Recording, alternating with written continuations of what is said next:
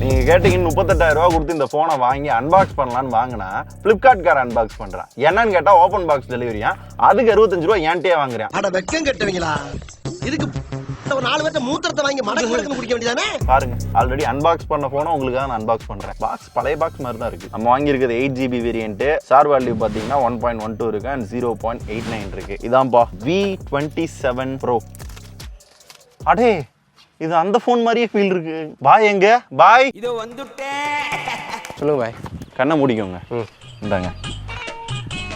என்ன போன் மாதிரி இருக்கு? போச்சுரா வச்சேன். என்ன போன் ஏங்க இது நான் இப்போ கடைசியாக யூஸ் பண்ணலைங்க. இன்ஹேண்ட் ஃபீல் வந்து அப்படியே Realme 10 Pro Plus மாதிரியே இருக்கு பாய். வேற என்ன பாக்ஸ்ல இருந்துச்சு? இந்த போனுக்கு ஒரு குட் குவாலிட்டி கேஸ், டாக்குமெண்டேஷன். 30,000 ரூபாய்க்கு நீயோ கூட type C to type C கொடுக்குறான். இவன் USB to டைப் சி. என்னத்த சார்ஜர் அது எவ்வளோ? 80 வாட் சப்போர்ட் அண்ட் கடைசியா ஒரு சிம் எஜெக்டர் இருக்குப்பா. The next day. ஓகே, இந்த போனை பத்தி வளவலாம் பேச போறது இல்ல. டைரக்டா பாசிட்டிவ் ஒண்ணு நெகட்டிவ் ஒண்ணு உடச்சு விட போறோம். அதை வச்சு இந்த போன் எந்த அளவுக்கு ஒர்த்துன்றத நீங்களே புரிஞ்சுப்பீங்க.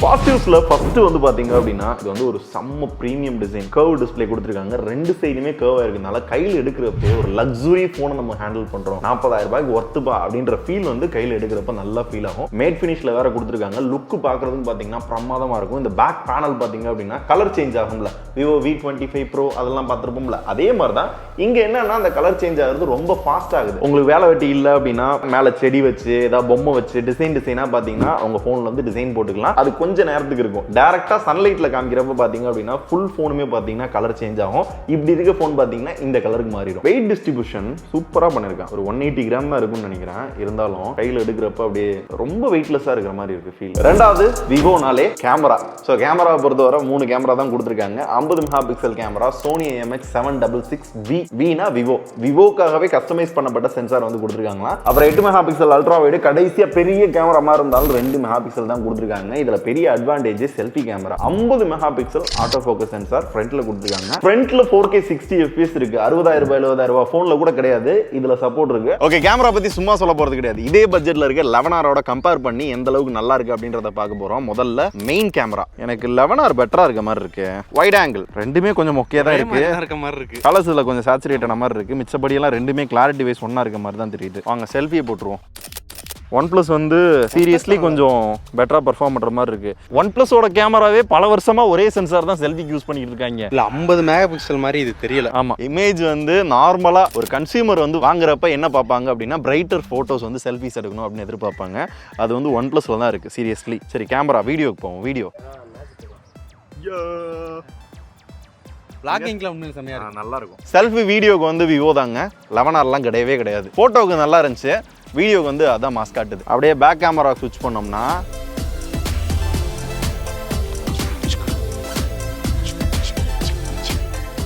11R கம்பேர் பண்றப்ப பாத்தீங்க அப்படின்னா இது கொஞ்சம் கம்மியா தான் இருக்கிற மாதிரி எனக்கு ஃபீல் ஆகுது. இதுல இன்னொன்னு கொடுத்துருந்தாங்க, வெட்டிங் போட்டோகிராஃபின்னு ஒன்று கொடுத்துருக்கான். இது என்னன்னா நம்ம ஏதாவது மேரேஜ் ஃபங்க்ஷன்லாம் போறோம் அப்படின்னா அவங்க எடுக்கிற போட்டோ மட்டும் நல்லா பளிச்சுன்னு தெளிவா இருக்கும் பாத்தீங்களா, அந்த லெவலுக்கு இருக்குமா.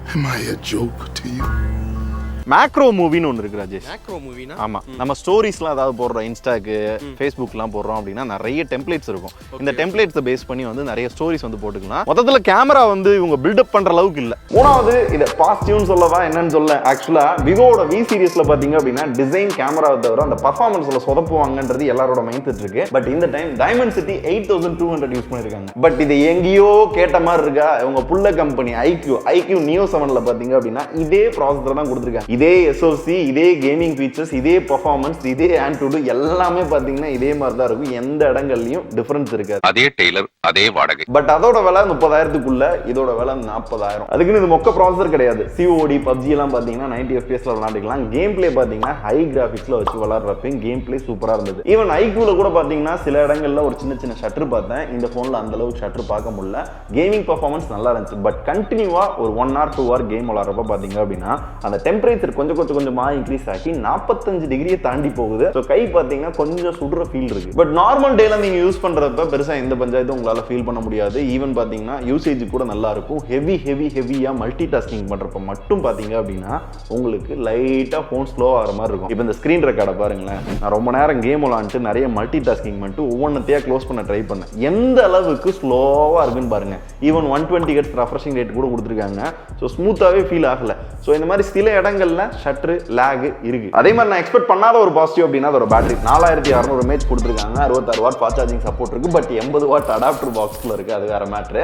இதை யூஸ் பண்ணி ஃபாஸ்ட்டாலாம் உங்களால சார்ஜ் பண்ணிக்கிற முடியும். யூசேஜ்னு வரையில ஹை செட்டிங்ஸ்ல வச்சு நான் யூஸ் பண்றப்ப கடன்னு நான் குறைஞ்சிரும் அப்படின்னு நினைச்சேன் ஆக்சுவலா.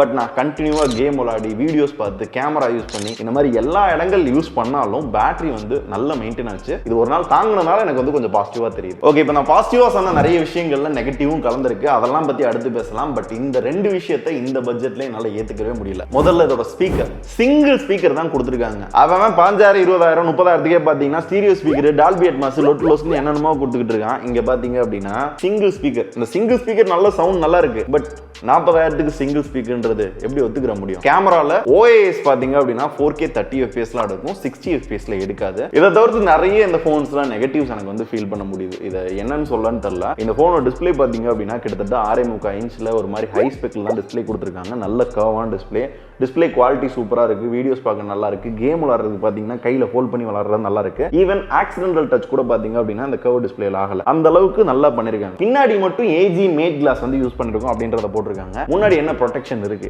அப்படின்றத சொல்லல. OS Android 13 மேல FunTouch OS 13 கொடுத்திருக்காங்க. குட். பட் இதோட விலை எவ்வளவு? கிட்டத்தட்ட 40000 ரூபாய். 40000 ரூபாய் கொடுத்து நான் போன் வாங்கினா உள்ள பாத்தீங்கன்னா நிறைய ப்ளோட்வேர்ஸ் இருக்கு. அதை கூட நான் அன்இன்ஸ்டால் பண்ண முடியுதுன்னு வச்சுக்கோங்களேன். இதை தவிர ஹாட் கேம்ஸ், ஹாட் ஆப்ஸ் இதெல்லாம் பாத்தீங்கன்னா என்ன சொல்ல, எதையாச்சும் சொல்லியா?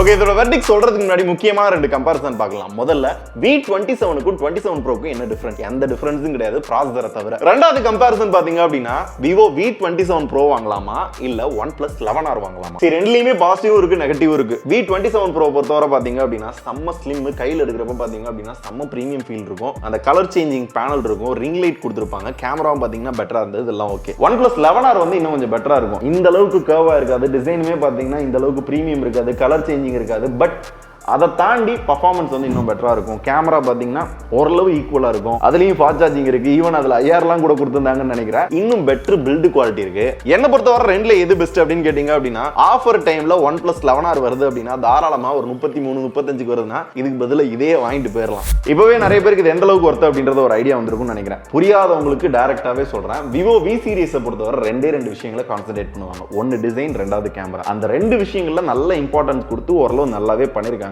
குட். அதுல பெருசா குறை சொல்ல முடியல. மிச்சபடி எல்லாமே பாத்தீங்கன்னா சட்டலா தான் கொடுத்திருப்பாங்க. ஈவன் குவாலிட்டி எல்லாம் பாத்தீங்க அப்படின்னா இப்ப ரீசெண்டா பாத்தீங்கன்னா ட்விட்டர்ல தான் ட்ரெண்ட் ஆகுது. இப்படின்றதுக்குள்ள பாத்தீங்கன்னா டக்குன்னு உடஞ்சு போயிருது.